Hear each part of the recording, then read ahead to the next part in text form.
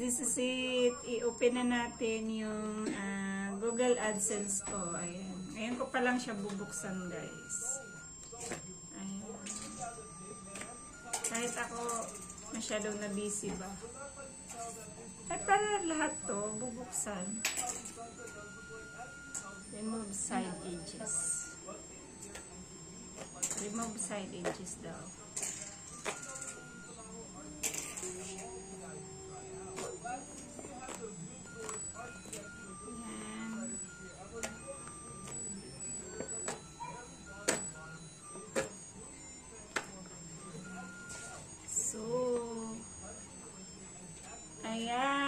Ayan na siya, guys.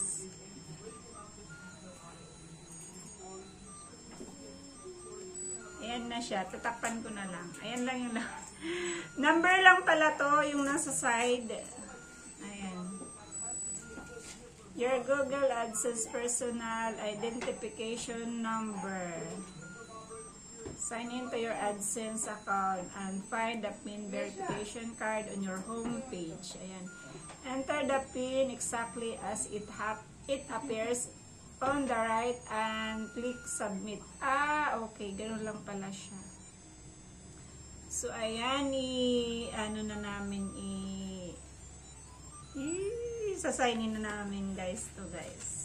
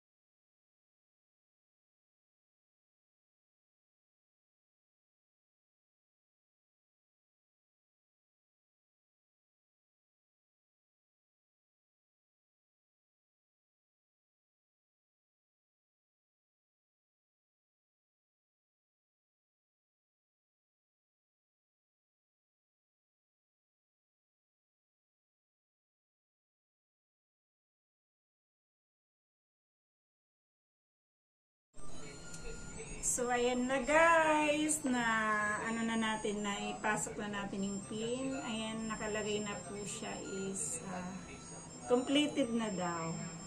As of now, kasi wala pa na akong bank account. So, yung PIN lang muna ang ipinasok ko talaga dyan. Pwede naman daw pala to follow yung yung sa bank account. So, ayan, maraming salamat po. Ayan, lalong-lalo na sa aking pamangkin na tumulong sa pagpasok ng PIN. So, ayan. Ayan, thank you guys for watching. Bye-bye!